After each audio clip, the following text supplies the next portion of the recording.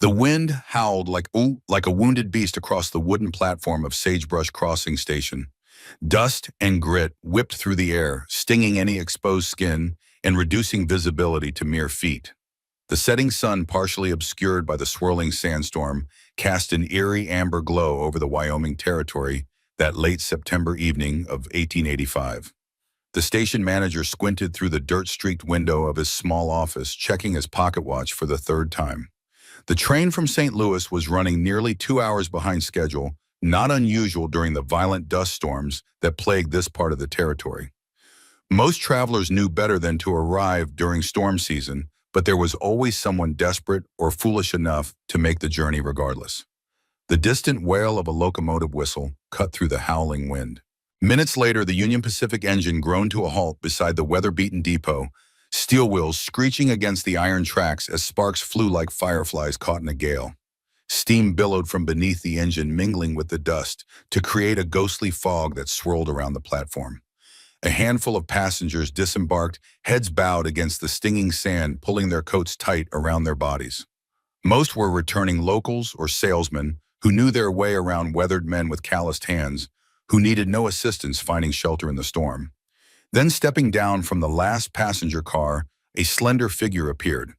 Unlike the others who rushed toward the station house or waiting carriages, this person moved with deliberate grace despite the raging elements. A heavy traveling cloak covered the newcomer from shoulder to ankle, and a wide-brimmed hat with what appeared to be a thin veil draped from its back obscured their face entirely. Gloved hands clutched a modest valise, worn but well-maintained. Marshall Finch stood waiting, one thumb hooked in his vest pocket, the other hand gripping his hat to keep it from blowing away. As proprietor of Sagebrush Crossing's general store, he had a certain standing in the community, and his pressed shirt and polished boots set him apart from the dusty ranchers and laborers who made up most of the town's population. He had been corresponding with a Miss Eleanor Blackwood from St. Louis for the past 4 months, a prospective bride who had answered his advertisement in the Eastern papers. The veiled figure approached him with measured steps. "Mr. Finch." The voice was soft but clear, carrying surprising strength above the wind's fury. Marshall nodded, squinting to make out any features beneath the shadow of the wide hat. "Miss Blackwood, I presume?" "Yes." She set down her valise and extended a gloved hand. "Eleanor Blackwood, though most call me Nora." Marshall hesitated before taking her hand in a brief formal shake. There was something in her demeanor that didn't match the demure, accommodating tone of her letters. "Might we get out of this weather?" she asked. "I've been traveling for 3 days, and this storm is rather fierce." Of course," Marshall gestured toward the station house. "We can wait inside until it passes." Once inside the small building, several curious eyes turned toward the newcomer. Marshall cleared his throat, suddenly aware of the attention they were receiving.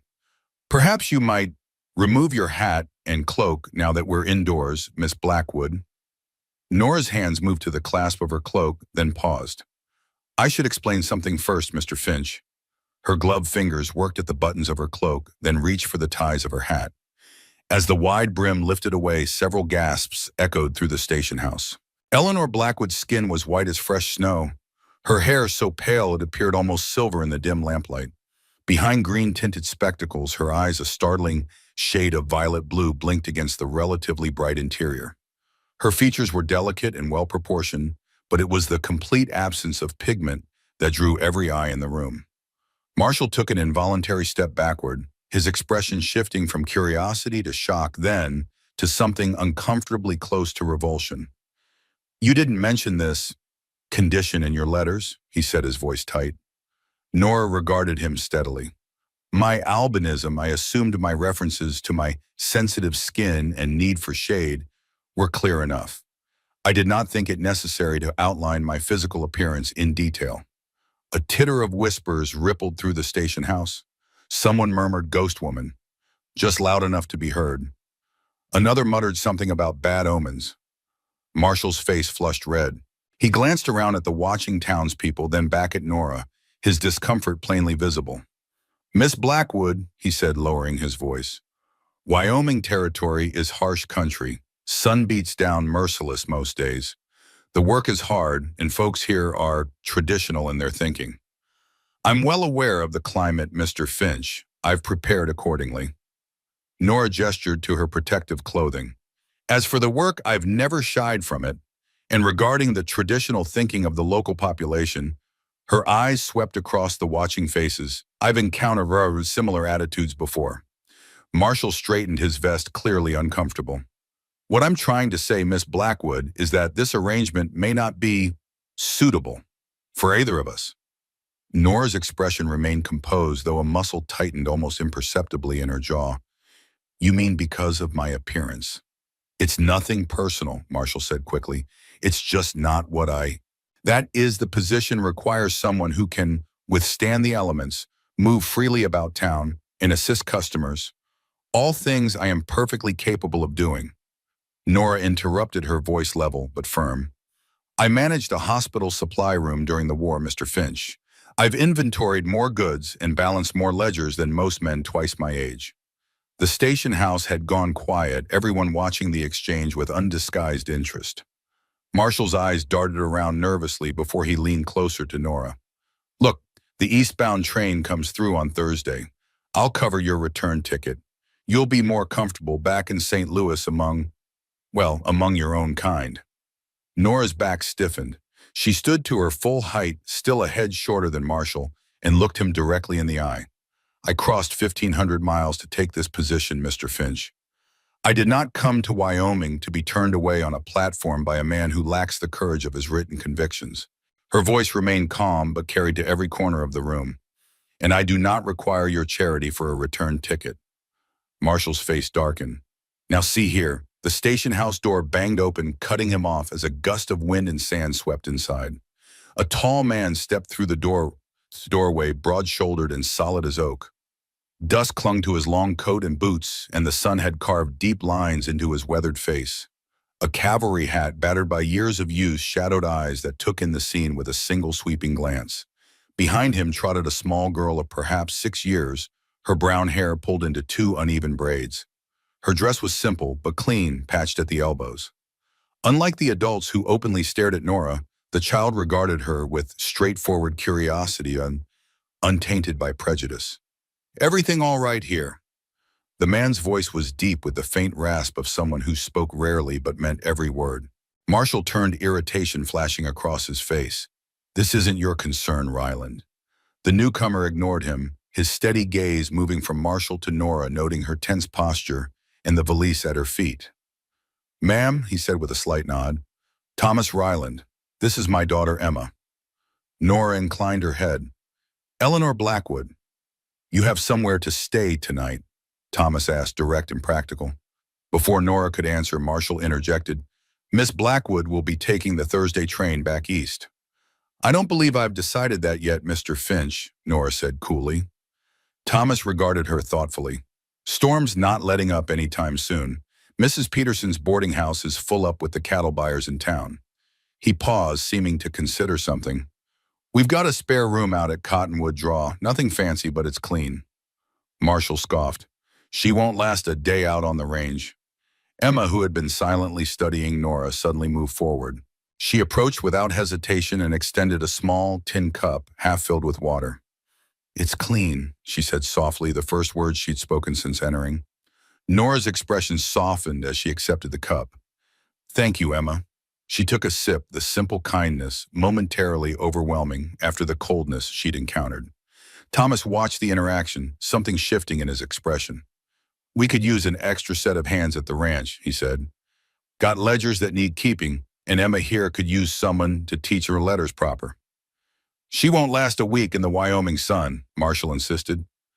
Nora returned the cup to Emma with a gentle smile, then turned to Thomas. You don't even know if I can work a ledger. The corner of Thomas's mouth lifted slightly, not quite a smile, but close. I'll find out. He nodded toward the door. You can ride with us now or keep standing here listening to opinions you didn't ask for. Nora glanced at Marshall, whose face had flushed with anger or embarrassment, then back to Thomas and Emma. It wasn't a difficult choice. Very well, Mr. Ryland, but I'm not Charity. Didn't think you were, Thomas replied simply. He picked up her valise without asking and nodded toward the door. Wagons outside. As they stepped back into the howling storm, Thomas led the way to a sturdy wagon sheltered on the leeward side of the station. Emma climbed up with practiced ease, and Thomas offered Nora a hand up to the bench seat before securing her valise in the back. Behind them, Marshall Finch called something that was lost to the wind. Nora didn't turn around. The journey to Cottonwood Draw took nearly an hour through the blowing dust. Thomas drove with confidence despite the poor visibility, his large hands steady on the reins. Emma sat between them, occasionally stealing glances at their unusual passenger. Nora kept her hat pulled low and her cloak wrapped tight, but the wind still found ways to send stinging particles against her sensitive skin. She didn't complain. The stinging sand was preferable to the stinging humiliation she'd left behind at the station. As they traveled, Thomas broke the silence only once. "Ranch is nothing special. 2 rooms, a good well barn for the horse and milk cow. Got about 60 head of cattle on the north grazing land." "It sounds perfectly adequate," Nora replied, appreciating his straightforward manner. When they finally arrived, the storm had begun to abate, allowing Nora her first clear view of Cottonwood Draw. The ranch house stood atop a low rise, a simple 2-room cabin built of weathered pine with a small covered porch. Behind it, a windmill creaked as its blades turned in the dying wind, pumping water into a wooden tank. To the east stood a barn with sun-bleached boards patched in places, with a corral fenced in barbed wire, where a few head of cattle flicked their tails against flies. It was modest but well-maintained, the kind of place built by someone who valued function over appearance.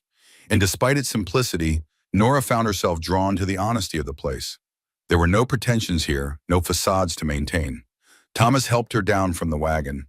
"Emma will show you where to wash up. I'll bring your bag in." Emma led Nora to a pump at the side of the house, working the handle until clear water flowed. Nora removed her gloves and rinsed the dust from her face and hands, sighing with relief as the cool water soothed her wind-chapped skin. Inside the cabin was spare but clean. The front room contained a rough-hewn table with 3 mismatched chairs, a cast-iron stove in the corner, with a wood box beside it and shelves lined with crockery and tins. Through an open doorway, Nora glimpsed the bedroom with 2 narrow cots, one neatly made with a patchwork quilt that was clearly Emma's, the other stripped bare.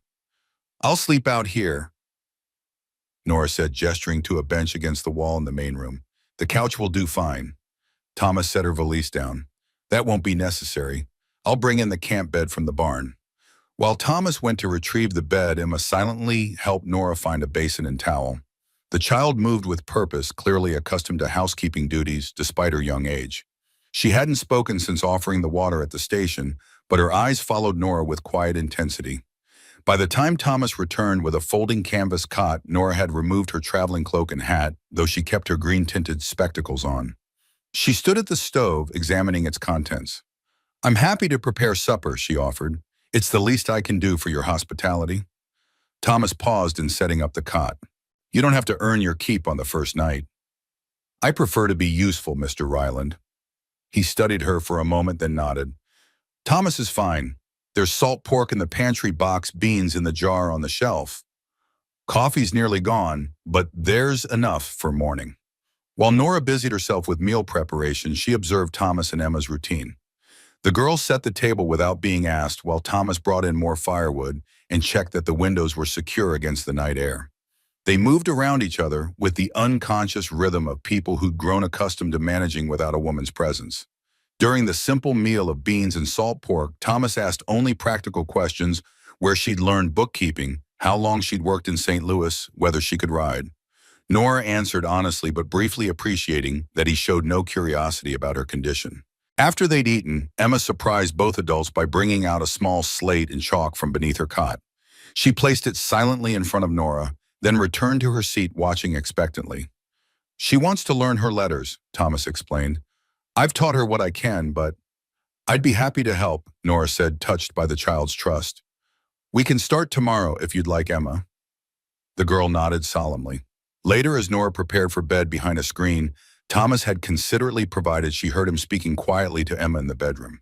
Their voices were too low to make out the words, but the tender tone in which the gruff rancher spoke to his daughter revealed more about his character than anything else she'd observed. Morning came early at Cottonwood Draw. Nora woke before sunrise, years of hospital work having trained her to rise before dawn. She dressed quickly in the dim light, selecting a high-necked dress of sturdy cotton in a practical shade of navy covered by a light jacket. She wound her pale hair into a tight bun at the nape of her neck and donned a wide-brimmed hat with a muslin drape she could pin to shade her neck when outdoors.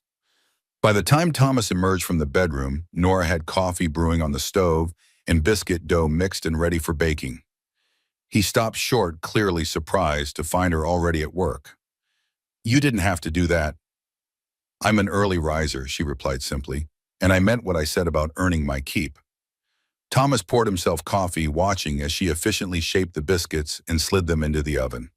"About that," he said, "what exactly did Finch offer you in terms of wages?" Nora wiped her hands on a towel. "Room and board initially with a small stipend and after the wedding." Thomas's cup paused halfway to his lips. "Wedding. That was the arrangement. I answered his advertisement for a mail-order bride." Nora's voice remained matter-of-fact, though her cheeks colored slightly. "Obviously, that part of the agreement is no longer relevant." Thomas set his cup down. "I can offer room and board plus $2 a week. It's not much, but it's fair for the work." "What work exactly?" "Bookkeeping. Like I said, I'm no hand with figures, and the ranch accounts are a mess. Could use help with correspondence, too. Letters to the cattle buyers, supply orders." He glanced toward the bedroom door still closed. "And Emma needs schooling, reading, writing, figures." Nora considered the offer. It wasn't what she'd come to Wyoming for, but it was honest work with a roof over her head, more than she might have hoped for after Marshall Finch's rejection. "That seems fair," she agreed, "though I should warn you I'm particular about proper bookkeeping." Thomas's mouth twitched in what might have been the ghost of a smile. "Wouldn't have it any other way." After breakfast, Thomas showed her to a small desk in the corner of the main room where he kept the ranch ledgers. The books were indeed in disarray, entries, skipped tallies that didn't match, pages of calculations scratched out and rewritten. "I'll need time to make sense of this," Nora said, already mentally organizing a system to bring order to the chaos. "Take what time you need," Thomas replied. "I'll be out checking the north pasture fences. Emma knows where everything is if you need anything." Once Thomas had gone, Nora turned to find Emma watching her intently from the doorway to the bedroom. The girl still hadn't spoken since the previous evening, but her expressive eyes held both curiosity and caution. "Would you like to start your lessons now?" Nora asked gently. Emma nodded, retrieving her slate and chalk from beneath her cot. They settled at the table, and then Nora began with the basics, the alphabet, simple letter sounds, Emma's name. The girl was a quick study, copying letters with careful precision and watching Nora's mouth intently as she demonstrated sounds. "You're doing wonderfully," Nora encouraged after Emma had successfully written her own name. "Have you had lessons before?" Emma shook her head, then hesitated before scratching something on her slate. She turned it toward Nora. "Mama taught me some." "Your mother?" Nora asked softly. "She must have been a good teacher." Emma nodded, her expression solemn. She wrote again. "She died." "I'm very sorry," Nora said, recognizing the pain in the child's eyes, the same hollow ache she'd seen in so many during the war. "It's hard to lose someone you love." Emma studied her for a long moment, then wrote, "You talk to me normal." Nora tilted her head questioningly. "What do you mean? Not like I'm a baby, not slow or loud." Understanding dawned. "Of course I speak to you normally. You're clearly an intelligent girl." Emma's expression brightened slightly. She wrote one more line, "I don't talk much, but I listen." "Sometimes listening is more important than talking," Nora replied with a smile. "Now shall we practice the letter B?" They continued until midday, when Nora set aside the lessons to prepare a simple meal. Emma helped without being asked, showing Nora where things were kept and assisting in kneading dough for fresh bread. In the afternoon, while Emma napped, Nora turned her attention to the ledgers. Hours passed as she sorted through the jumbled accounts, making notes and creating a new organizational system. She was so absorbed in her work that she didn't hear Thomas return until his shadow fell across her desk. "Find anything interesting?" he asked. Nora looked up, blinking behind her tinted spectacles. "Your feed supplier charged you twice last month for the same delivery," she said, pointing to the duplicate entry. "And you've been miscalculating the cattle count since April. You have 67 head, not 60. Thomas raised an eyebrow. "You got all that from one afternoon with those books." "I have an eye for numbers," Nora replied, "and discrepancies." "Useful skill." He placed a small package wrapped in brown paper on the desk. "Got this from town for Emma a while back. Never gave it to her. Thought you might use it for her lessons."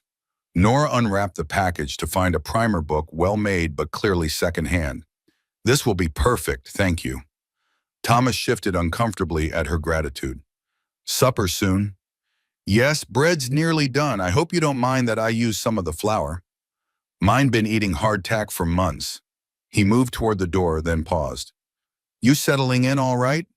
The question surprised her. Yes, thank you. Thomas nodded once, seemingly satisfied, and headed out to wash up. That evening, after Emma had gone to bed, Nora sat at the table mending one of the girls' dresses by lamplight. Thomas cleaned his rifle nearby, the comfortable silence broken only by the occasional creak of the windmill outside. She doesn't speak, Nora observed quietly. Emma, Thomas's hand stilled on the rifle barrel, not since her mother died, not out loud anyway. She communicates well enough with her slate. Doctor in town says she'll talk when she's ready. Thomas resumed his cleaning with methodical movements. Says some hurts go too deep for words. Nora considered this. How long has it been? Year and a half now. Thomas set the rifle aside, his expression unreadable in the dim light. Fever took her. Came on sudden past before sundown. I'm sorry for your loss, Nora said softly. Thomas acknowledged her sympathy with a slight nod. Wasn't just me that lost something. Emma lost her voice same day she lost her mother. Nora's hand stilled on her mending. Children are remarkably resilient, Thomas. Given time and patience. Been giving her both, he said, a hint of defensiveness in his tone. I didn't mean to imply otherwise, Nora assured him. I only meant that her writing shows a sharp mind. She's observant, thoughtful. Those are good signs. Thomas studied her for a moment. You worked with children before, in a manner of speaking. Nora hesitated, unsure how much to reveal. I served as a nurse during the war, saw many children affected by trauma. Something shifted in Thomas's expression, recognition perhaps. Which hospital? Carver General in Washington mainly, though I was briefly stationed at field hospitals near Antietam and later Petersburg. Thomas absorbed this information with a slight nod. Infantry, 23rd Ohio, he said simply. Saw my share of field hospitals. The admission explained much about him, the straight posture, the watchful eyes, the economy of movement. A soldier's habits didn't fade easily. Then you understand, Nora said. Thomas held her gaze for a long moment. Reckon I do. The following days fell into a rhythm. Nora rose before dawn, prepared breakfast, then spent mornings teaching Emma and afternoons working on the ranch accounts. She discovered several more discrepancies in Thomas's books, a pattern of overcharges from the same feed supplier, a cattle sale that had never been properly recorded, tax payments that had been calculated incorrectly. You've been losing money for months without realizing it, she told Thomas one evening, showing him her careful tabulations. He frowned at the figures. How much? Nearly $300 this year alone. Thomas let out a low whistle. That would have bought a new plow and fixed the barn roof. I've drafted letters to the suppliers requesting corrections, Nora said, passing him several neatly written pages. And I've created a new ledger system that should be easier to maintain. Thomas reviewed her work, clearly impressed despite his reserved demeanor. Where'd you learn all this? Seems more than hospital work would teach. Nora hesitated. My father was an accountant. He taught me from childhood. It wasn't entirely untrue, though it omitted much. Her father had indeed been an accountant, but he'd also insisted his daughter receive the same education as any son might have, including advanced mathematics, sciences, and classical languages. Such an upbringing had been unusual even in progressive St. Louis, and it had marked Nora as different long before she'd chosen her unconventional path. On her 5th day at Cottonwood Draw, Nora accompanied Thomas to town for supplies. She dressed carefully in her most conservative outfit, with gloves, tinted spectacles, and her wide-brimmed hat with a protective drape. Emma rode with them, sitting between the adults on the wagon bench. As they approached Sagebrush Crossing, Nora felt a flutter of apprehension. Her reception at the train station had made clear what she might expect from the townspeople. Thomas seemed to sense her unease. Don't mind them, he said quietly. Most folks are around here that are decent enough once they get to know you. And those who aren't, Nora asked. Aren't worth knowing, he replied simply. The town was busier than it had been on the stormy evening of her arrival. Cowboys and ranch hands lounged outside the saloon, while women in practical calico dresses moved between the general store and the small assortment of other businesses that made up the main street. Thomas pulled the wagon to a halt outside Marshall Finch's general store. "Need flour, coffee, salt," he said. "Emma's outgrowing her shoes, too. You want to wait here while we go in?" Nora straightened her shoulders. "That won't be necessary." Thomas nodded, seemingly unsurprised by her resolve. Inside the store, conversations faltered as Nora entered behind Thomas and Emma. Marshall Finch stood behind the counter, his expression souring when he recognized her. "Mr. Ryland," he greeted pointedly, ignoring Nora. "The usual supplies." "And shoes for Emma." Thomas confirmed, his manner unchanged by the obvious tension. While Thomas discussed Emma's shoe size with Marshall, Nora moved through the store selecting items from their supply list. She could feel eyes following her curious stares from some openly hostile glares from others. Near the fabric bolts, she encountered a woman approximately her own age dressed in a well-made but practical dress, her dark hair pulled back in a no-nonsense bun. The woman was measuring calico, her movements efficient and precise. "Excuse me," Nora said politely as she reached for a spool of thread behind the woman. The woman turned startled, then quickly composed herself. "You must be the lady staying out at Cottonwood Draw," she said, her accent revealing Mexican origins. "Yes, Eleanor Blackwood." Nora extended her hand, half expecting it to be refused. To her surprise, the woman clasped it firmly. "Rosalia Vega, I run the bakery down the street." She nodded toward Emma, who was trying on shoes under Thomas's watchful eye. "How's the little one doing?" "She's bright and eager to learn," Nora replied, warming to Rosalia's straightforward manner. "Though she still doesn't speak." Rosalia nodded thoughtfully. "Catherine, her mother, was my friend. Good woman.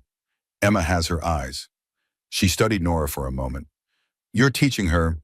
"Yes, reading and writing mainly. She's making excellent progress." "Good. Child needs learning." Rosalia lowered her voice. "Don't mind the stares. Most folks here haven't seen much beyond their own reflections." The observation, delivered with dry humor, startled a small laugh from Nora. "I've noticed." "Finch is the worst of them," Rosalia continued. "All manners to your face if you're buying, all judgment behind your back if you're different." She gathered her purchases. "Come by the bakery before you leave town. I'll send something for Emma." Nora thanked her, oddly touched by this unexpected kindness. As she returned to the counter with her selections, the store's door swung open. Two men entered, one broad-shouldered in an expensive black coat, despite the warm weather, the other thin and wiry with a leather satchel slung across his chest. The atmosphere into the store changed immediately. Conversations ceased entirely, and Marshall Finch straightened his expression, becoming almost deferential. "Mr. Rusk," he said, stepping out from behind the counter. "What a pleasant surprise." The man in the black coat, Rusk, nodded curtly.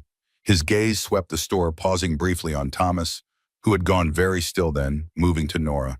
His eyes narrowed slightly at her unusual appearance before dismissing her entirely. "Finch," he said, his voice carrying the cultured tones of Eastern education. "I require a private word about that matter we discussed." "Of course, sir. Right this way to my office." Marshall led Rusk and his companion toward the back of the store, casting a warning glance at Thomas as they passed. Once they'd gone, Thomas quickly gathered their purchases. "Time we were heading back," he said, his voice tight. Outside, as they loaded their supplies into the wagon, Nora asked, "Who was that man?" "Mr. Rusk," Thomas's jaw clenched. "Solomon Rusk owns the Double R biggest spread in the county, and half the businesses in town, including Finch's store, though that ain't common knowledge." "You know him well." "Well enough to keep my distance." Thomas helped Emma into the wagon, then lowered his voice so the child couldn't hear. "Rusk wants what he can't have, and he usually finds a way to get it." "What does he want from you?" Nora asked, sensing the undercurrent of tension. Thomas's expression darkened. "Water rights. My land controls the head gate to Cottonwood Creek. Been trying to buy me out for years." Before Nora could inquire further, Rosalia appeared with a small package wrapped in brown paper. "Cinnamon bread," she said, handing it to Emma with a warm smile. "Your mama's favorite." Emma accepted the package with solemn reverence, clutching it carefully to her chest. As they drove out of town, Nora noticed Thomas watching the road behind them in the small mirror attached to the wagon's side. "Are you expecting trouble?" she asked quietly. Thomas's eyes remained on the mirror. "Always do where Rusk is concerned." That night, after Emma had gone to bed, Nora found Thomas on the porch staring out at the darkness, a rifle propped against the wall beside him. "You're worried," she observed, joining him on the bench. Thomas didn't deny it. "Rusk doesn't come to town often. When he does, it usually means trouble for someone." "What kind of trouble?" He was silent for a long moment. 3 years back, Bennett family had a nice piece of grazing land bordering Rusk's property. Old man Bennett refused to sell. Week later, their barn burned down. Month after that, half their cattle were found dead at the watering hole. Poison, most likely. By winter, they'd sold out for half what the land was worth and moved to Colorado. Nora absorbed this. "You think he'd do the same to you?" "He's tried," Thomas said grimly. 2 years ago, someone cut my fence lines, drove my cattle onto Rusk's land, gave him cause to demand payment for damages. Last summer found one of my wells filled with rocks and dead animals." "That's terrible," Nora said. "Haven't you reported these incidents?" Thomas gave her a sidelong glance. "Sheriff's brother-in-law works for Rusk. Reports get filed, nothing happens." He sighed, running a hand through his hair. "It's not just the land he wants, it's the water. Cottonwood Creek starts on my property, runs through the valley. Whoever controls the head gate controls every ranch downstream, including Rusk's. His and a dozen smaller spreads." Thomas's voice hardened. "My father built that head gate, maintained it fair for everyone. I aim to do the same." Nora studied his profile in the moonlight, seeing the resolve in his features. "There must be legal protections for water rights." "Law is only as good as the men enforcing it," Thomas replied.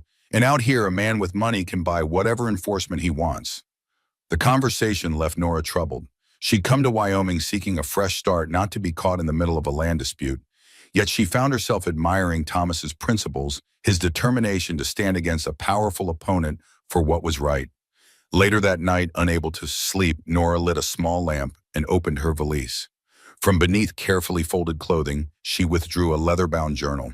Its pages contained detailed notes in a neat, precise hand, medical observations, treatment protocols, and case studies compiled during her years of service. She'd carried this journal across the country, this record of knowledge that had once been her life's work, before everything had changed. As she traced her fingers over the embossed initials on the cover, EBMD, Nora wondered if she'd made a terrible mistake in coming to Wyoming. She'd sought anonymity, a simple life away from scrutiny and prejudice. Instead, she'd found herself in a household under threat, aligned with a man who stood defiant against powerful enemies. Yet something about Cottonwood Draw and its inhabitants had begun to work its way into her heart. Emma's silent courage, Thomas's unwavering principles, the honest simplicity of their lives. Nora closed the journal and returned it to its hiding place. Whatever complications lay ahead, she'd faced worse before. And perhaps, just perhaps, she'd found a place where her differences might eventually be seen as strengths rather than aberrations. The next morning, Emma was waiting for Nora before breakfast, slate in hand. Instead of their usual letters and numbers the child had drawn, something a simple but recognizable portrait of Nora at the desk working on the ledgers. "This is lovely, Emma," Nora said, genuinely touched. "You have quite a talent for drawing." Emma's eyes brightened at the praise. She flipped the slate and wrote, "Can you teach me more drawing? I'm afraid I'm not very skilled," Nora admitted, "but we could find some paper and proper pencils in town next time." Emma nodded eagerly, then hesitated before writing again. "I'm glad you came here." The simple sentiment caught Nora off guard. "I'm glad too, Emma." The girl studied her for a moment, then wrote one more line. "Even if you are different like me," Nora's heart ached at the question. "Especially because we're different," she said softly. "Sometimes being different just means you see things others miss." Emma considered this, then gave a solemn nod of agreement. They continued their lesson until Thomas called them for breakfast. As they ate, Nora noticed him watching their interaction with an expression she couldn't quite decipher, something between surprise and cautious hope. Later that morning, while Thomas was out checking cattle, Nora was sorting through a pile of correspondence when she discovered a folded document tucked between invoices. It appeared to be a deed of some kind, the legal language dense and formal. As she scanned the contents, her brow furrowed in confusion. According to this document, the water rights to Cottonwood Creek had been granted to Thomas Ryland and heirs by territorial decree in 1875, with specific provisions ensuring equal access for neighboring ranches. But there was a troubling notation in the margin, a reference to an amendment filed in the county seat of Laramie, dated just 3 months earlier. Nora couldn't determine what the amendment contained, but the timing corresponded with Thomas's growing concerns about Rusk. She was still puzzling over the document when Emma burst into the cabin, her face flushed with excitement. She thrust her slate toward Nora. "Riders coming, many men." Nora moved quickly to the window. In the distance, a cloud of dust marked the approach of several horsemen from the direction of town. Even from this distance, she could make out the figure in the black coat at the lead. "Emma, go to your room and stay there until I call you," Nora said calmly but firmly. The girl hesitated, her eyes wide with fear. "It's all right," Nora assured her. "I just need to speak with these men. Where's your father?" Emma pointed northward toward the distant pastures. "Go on now," Nora urged. When Emma had disappeared into the bedroom, Nora quickly gathered the deed and other important papers, securing them in the false bottom of her valise, a hiding place she'd created long ago for documents of a different nature. By the time the riders reached the yard, Nora was waiting on the porch, her posture straight, her expression composed despite the rapid beating of her heart. She counted 6 men in total, with Solomon Rusk and the thin man with the satchel in the lead. Rusk reined his horse to a stop before the porch, studying Nora with cold curiosity. "You're not Ryland," he observed unnecessarily. "Mr. Ryland is attending to his cattle," Nora replied evenly. "I'm Eleanor Blackwood, the children's tutor and bookkeeper." The thin man with the satchel leaned forward in his saddle. "Curious place for a lady of your particular appearance to find employment." Nora met his gaze steadily. "And you are Archer," the man said with a thin smile. "I represent Mr. Rusk in certain legal matters." "What business do you have with Mr. Ryland?" Nora asked, maintaining her composure, despite the intimidating presence of the mounted men looming over her. Rusk dismounted with fluid grace for a man of his size. "My business is with Ryland directly, not his hired help." He said the last words with a slight curl of his lip. "As I said, Mr. Ryland is not here," Nora repeated. "If you'd like to leave a message, I'd be happy to convey it when he returns." Rusk ascended the porch steps, forcing Nora to tilt her head back to maintain eye contact. Up close, she could see the lines of cruelty etched around his mouth, the cold calculation in his pale blue eyes. "Perhaps you are unaware, Miss Blackwood, but Ryland and I have a matter of some importance to discuss regarding water rights." His tone was conversational, but his posture was deliberately intimidating. "A matter that affects the livelihood of every rancher in this valley. I'm aware of the significance of Cottonwood Creek," Nora replied, refusing to be cowed, "and of Mr. Ryland's commitment to maintaining fair access for all." Something dangerous flickered in Rusk's eyes. "Fair access," he repeated softly. "An admirable sentiment. Unfortunately, sentiment has no place in matters of law and commerce." The sound of approaching hoofbeats interrupted whatever Rusk might have said next. Thomas rode into the yard at a gallop, his expression thunderous as he took in the scene on his porch. He dismounted in one fluid motion, his hand resting near the pistol at his hip as he approached. "Rusk," he said, voice hard as flint. "You're trespassing." "Merely paying a social call," Rusk replied smoothly. "Thought it time we discussed that amendment to your water deed, the one filed in Laramie." Thomas's jaw tightened, but he betrayed no other reaction. "Got nothing to discuss. That amendment's a forgery, and you know it." "The territorial court may see things differently," Archer interjected, patting his satchel, "especially given the documentation we've uncovered regarding the original grant."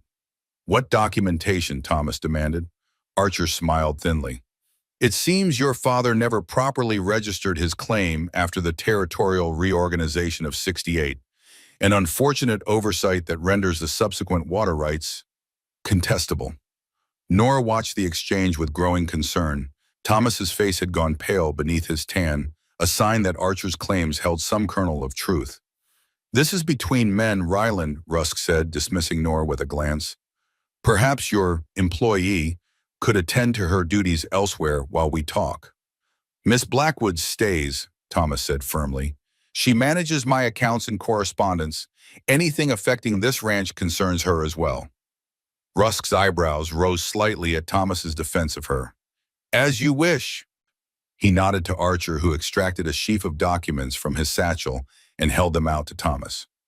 These papers outline our position, Archer explained. In essence, the Headgate tract is subject to claim under territorial law due to improper filing. Mr. Rusk intends to exercise his rights as the adjacent landowner with the largest acreage. Thomas took the papers but didn't look at them. This is theft by paperwork, nothing more. The law is the law, Archer replied with a shrug. You have 30 days to vacate the Headgate or present contrary evidence in Laramie. He turned to remount his horse, then paused. Oh, and Ryland, I wouldn't waste time fighting this. Men who stand against progress tend to find themselves diminished. The threat hung in the air as Rusk and his men rode away, dust swirling in their wake. When they'd gone, Thomas's shoulders sagged slightly. He looked down at the papers in his hand, his expression grim. Is it true? Nora asked quietly. About the filing, Thomas's jaw worked. Might be. My father wasn't one for paperwork. Always said a man's word and work were what mattered, not signatures on paper. May I see those? Nora held out her hand for the documents. Thomas passed them over without comment, then moved to check on Emma. While he was inside, Nora quickly scanned the legal papers, her mind racing as she processed the implications. The claim hinged on a technicality, a missed deadline for refiling after the territorial reorganization.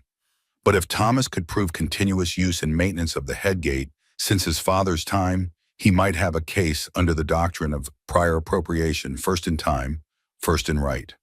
When Thomas returned to the porch, Emma, following close behind Nora, had already begun formulating a plan. These claims have vulnerabilities, she said, tapping the papers. But we'll need evidence, receipts, correspondence, witnesses who can testify to your family's consistent management of the water rights. Thomas looked at her with surprise. Nora met his gaze steadily. I'm good with figures and documents, Thomas. Let me help. He studied her for a long moment as if seeing her in a new light. Why would you involve yourself in this? It's not your fight. Nora thought of the quiet evenings by lamplight, Emma's silent trust, the simple dignity with which Thomas had treated her from the beginning, without judgment or condescension. Perhaps it should be, she said simply. Something shifted in Thomas's expression, gratitude perhaps, or recognition of an ally where he'd expected none. He gave a single decisive nod. Then we'd best get to work. Retray. The following week brought a flurry of activity to Cottonwood Draw. Nora transformed the main room into a makeshift office, spreading documents across the table and pinning maps to the walls. She worked with methodical precision, creating timelines of the ranch's history and cataloging every scrap of evidence that might support Thomas's claim to the water rights. Emma became an eager assistant, fetching supplies and sorting papers according to Nora's careful instructions. The child still didn't speak aloud, but her slate became filled with increasingly complex questions about their project. Thomas, meanwhile, rode to neighboring ranches, gathering statements from old-timers who remembered his father's work on the original Headgate. On a golden afternoon when the autumn sun cast long shadows across the yard, Nora sat beneath the sprawling cottonwood tree, with Emma taking a rare break from their research. The child was practicing her letters in a proper notebook Thomas had purchased in town, her small face screwed up in concentration. You're improving rapidly, Nora observed, adjusting her tinted spectacles against the dappled sunlight filtering through the leaves. Your penmanship is quite remarkable for someone your age. Emma looked up with a small, pleased smile, one of the few Nora had witnessed since her arrival. The girl flipped to a new page in her notebook and wrote carefully, Did you teach other children? Before Nora hesitated. Not formally, no, but I've always enjoyed explaining things to those eager to learn. Emma considered this, then wrote, Why do you wear those special glasses? My eyes are very sensitive to light, Nora explained. People with my condition, albinism, lack the usual protection against sunlight. Emma nodded solemnly, then hesitated before writing her next question. Does it hurt to be different? The directness of the child's inquiry caught Nora off guard. She considered her answer carefully, aware of the deeper meaning behind Emma's question. Sometimes, she admitted, not physically, but here. She placed a hand over her heart. When people judge you before knowing you, or treat you as less because you're not like them, that can hurt. Emma's expression grew thoughtful. She wrote slowly, I'm different too. Inside. Nora's throat tightened with emotion. Being different isn't always a disadvantage, Emma. Sometimes it means you see things others miss, or feel things more deeply. She gently touched the child's hand. Your thoughts are no less valuable because they don't become spoken words. Emma stared at her for a long moment, then impulsively threw her arms around Nora's neck in a fierce hug. Startled by the sudden affection, Nora found herself blinking back tears as she returned the embrace. From the porch, Thomas watched the interaction, his weathered face softening at the sight of his daughter's rare display of emotion. He cleared his throat as he approached, giving them time to compose themselves. Mail came, he said, holding up several envelopes, including a response from the territorial clerk in Laramie. Nora straightened immediately, alert. What does it say? Haven't opened it yet. Thomas handed her the official-looking envelope. Figured you'd want to see it first, given all your work on this. His casual trust in her judgment sent an unexpected warmth through Nora's chest. She carefully broke the seal and unfolded the letter, scanning the formal language with practiced ease. They've acknowledged our request for the original filing documents, she reported, and they're sending copies of all records pertaining to Cottonwood Creek water rights. She looked up with cautious optimism. It's a start. Thomas nodded, his expression guarded. What else came? Nora examined the remaining envelopes. A reply from the Cattle Growers Association and something from... She paused, studying the elegant script on a cream-colored envelope. Someone named Catherine Ryland. Thomas went utterly still, his face draining of color. Let me see that. He snatched the envelope from her hand with uncharacteristic abruptness, staring at the handwriting as if he'd seen a ghost. Without another word, he strode toward the barn, leaving Nora and Emma staring after him in confusion. What's wrong? Nora asked softly, though she knew Emma couldn't answer aloud. The child's expression had grown troubled. She clutched her notebook tightly, knuckles white against the paper. That evening, Thomas didn't come in for supper. Nora saw lamplight flickering in the barn well past midnight, but respected his privacy enough not to intrude. When he finally appeared at breakfast the next morning, his eyes were shadowed with exhaustion, his manner distant. I need to ride into town, he announced without preamble. Might be gone all day. Of course, Nora replied, concern evident in her voice. Is everything all right? Thomas met her gaze briefly. Just business to attend to. He turned to Emma, his expression softening slightly. You mind, Miss Nora, while I'm gone, understand? The child nodded solemnly. Her eyes troubled as she watched her father prepare to leave. After Thomas had ridden away, Nora tried to resume their normal routine, but Emma seemed distracted during her lessons, repeatedly glancing toward the window as if expecting someone to appear. By midday, Nora's curiosity had evolved into genuine concern. Something about that envelope had deeply disturbed Thomas, and she couldn't help wondering what connection it might have to their current troubles with Rusk. While Emma napped in the afternoon, Nora found herself drawn to the barn. She told herself she was merely checking that the morning's milking had been properly stored. But in truth, she was searching for clues to Thomas's strange behavior. The barn was cool and dim-smelling of hay and leather. Nora moved carefully past the stalls where Thomas's horses dozed in the heat of the day. At the far end stood a small workbench where he repaired tack and tools, and where she'd seen the lamplight burning late into the night. On the bench lay several items that seemed out of place: a woman's locket on a delicate chain, a bundle of letters tied with faded ribbon, and a small daguerreotype in a tarnished silver frame. Nora hesitated, her conscience warring with her concern. These were clearly personal possessions not meant for her eyes. Yet something compelled her forward. She lifted the daguerreotype, tilting it toward the light streaming through a high window. The image showed a young woman with dark hair and serious eyes, dressed in what appeared to be a nurse's uniform from the war years. There was something vaguely familiar about her features, though Nora couldn't place where she might have seen the woman before. She turned the frame over and found an inscription on the back: Catherine Wilkes, Army Nurse Corps, 1864. Wilkes, not Ryland. This must have been Thomas's wife before their marriage. But why would her maiden name strike such a chord of recognition? Nora's thoughts were interrupted by a soft sound behind her. She turned to find Emma standing in the barn doorway, her expression unreadable. Emma, I'm sorry, Nora said quickly, setting down the photograph. I shouldn't be looking through your father's things. The child didn't seem angry, merely thoughtful. She approached slowly and picked up the daguerreotype, studying it with the same intensity Nora had shown moments before. Then she reached into her pocket and withdrew a folded piece of paper, offering it to Nora. It was a drawing skillfully rendered despite the child's young age of the same woman from the photograph, though In this image, she wore ordinary clothes rather than a uniform. Emma had captured a gentle smile that the formal daguerreotype had missed. "Your mother," Nora said softly. "She was very beautiful." Emma nodded, then pointed at Nora and back to the drawing, her meaning clear. "You think I knew her?" Nora asked, puzzled. "I don't think so, Emma. I would remember meeting her." The child shook her head in frustration, then mimed writing. Nora quickly found a pencil stub on the workbench and offered the back of Emma's drawing. The girl wrote with unusual urgency, "Mama had your book." "My book," Nora repeated, confused. "What book?" Emma tugged at Nora's hand, pulling her back toward the house with surprising strength. Once inside, she led Nora to the bedroom and pointed insistently at the floorboards beneath her small cot. Puzzled but intrigued, Nora knelt and examined the area. One board seemed slightly looser than the others. She pressed experimentally, and the edge lifted enough for her to grip and pull upward. Beneath the floorboard was a small hiding space containing a leather-bound journal nearly identical to the one Nora kept hidden in her own valise. Her heart began to pound as she carefully lifted it out. The journal was well-worn, its pages filled with a neat feminine hand that documented medical cases, treatments, and observations much like Nora's own records. But these weren't her notes. These belonged to Catherine Ryland, formerly Wilkes. As Nora carefully turned the pages, her confusion deepened.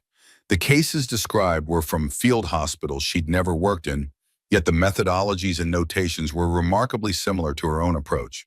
It was as if she'd found a mirror of her own medical journey, written by someone she'd never met. Then she turned to the final entries dated approximately 2 years earlier, and her blood ran cold. May 15, 1883. I've confirmed my suspicions regarding the deaths at Clearwater Ranch. The symptoms match those I documented during the war: dilated pupils, respiratory distress, rapid pulse followed by collapse.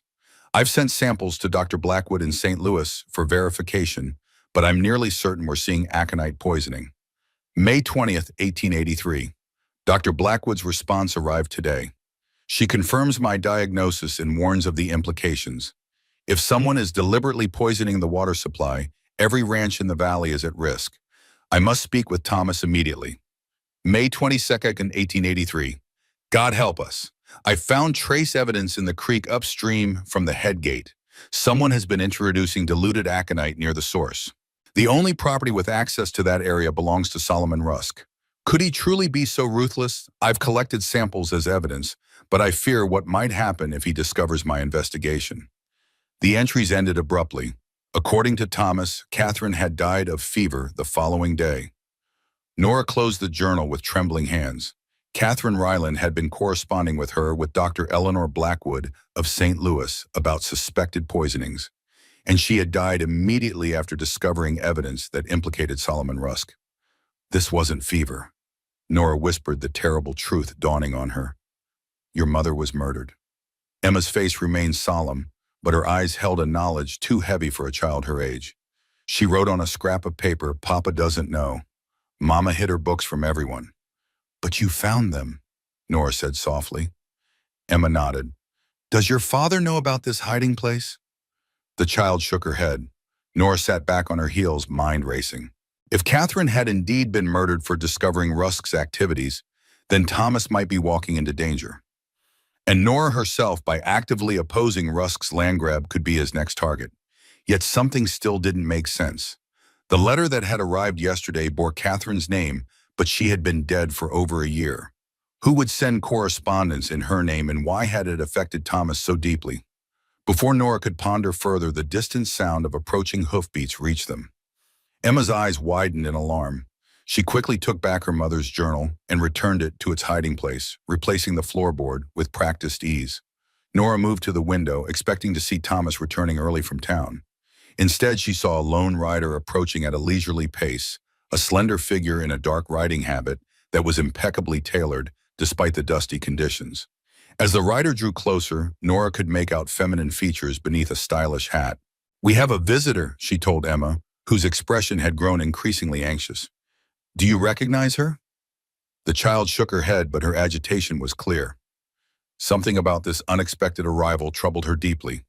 Nora straightened her dress and patted her hair into place. Stay here, she instructed Emma. I'll see what she wants. On the porch, Nora watched as the woman dismounted with practiced grace, handling her spirited bay mare with confidence. She was younger than Nora had initially thought, perhaps in her mid-20s, with striking features and an air of refined sophistication that seemed out of place in the rugged setting. "Good afternoon," Nora called politely. "May I help you?" The woman turned, mild surprise registering on her face as she took in Nora's unusual appearance. To her credit, she recovered quickly, offering a composed smile. "Good afternoon. I was hoping to find Thomas Ryland. Is this still Cottonwood Draw?" "It is," Nora confirmed. "Mr. Ryland is in town on business. I'm Eleanor Blackwood, the children's tutor." "Children." The woman's perfectly arched eyebrows rose slightly. "I was under the impression Thomas had only one child." "You're quite right," Nora corrected herself. "I teach his daughter, Emma." The woman's smile widened, though it didn't quite reach her eyes. "How lovely. I'm Vivian Archer. My brother works for Mr. Rusk, but I've only recently arrived in the territory." She glanced past Nora toward the house. "Is Emma at home? I'd so love to meet her." Something in the woman's overly casual tone raised Nora's instincts. "She's resting at the moment." "May I ask the purpose of your visit, Miss Archer?" Vivian's smile faltered slightly.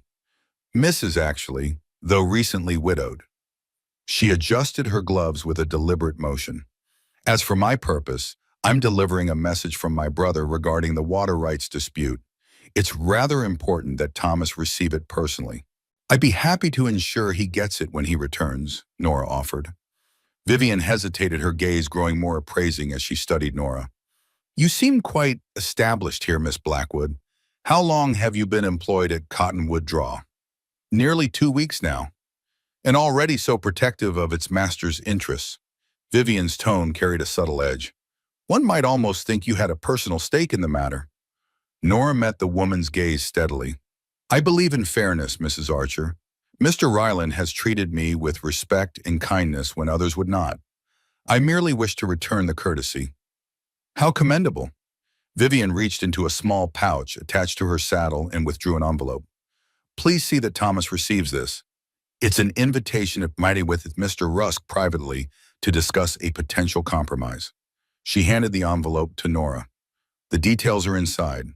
As Nora accepted the envelope, Vivian's fingers brushed against hers in a seemingly accidental touch. The woman's eyes widened slightly. "My goodness," she remarked. "Your hands are so educated. Those aren't the hands of a simple tutor, are they, Miss Blackwood?" Nora withdrew her hand quickly. Years of surgical work and medical practice had left subtle calluses and small scars that an observant person might notice, especially someone looking for inconsistencies. "I've had many occupations," Nora replied evenly. "Teaching is merely the most recent." Vivian studied her with renewed interest. "I see. Well, I won't intrude further on your time." She mounted her horse with fluid grace. "Do give Thomas my regards. And tell him—" She paused, a strange smile playing at her lips. "Tell him that the past has a way of returning when we least expect it." With that cryptic message, she turned her horse and rode away, leaving Nora staring after her with growing unease. Inside, Emma was waiting anxiously by the window. She scribbled quickly on her slate. "Who was she, Mrs. Vivian Archer?" Nora replied, still puzzling over the strange encounter. "She says she's the sister of Mr. Rusk's lawyer." Emma frowned and wrote, "I don't like her." "Neither do I," Nora admitted. "There's something not quite right about her visit." She examined the envelope Vivian had delivered.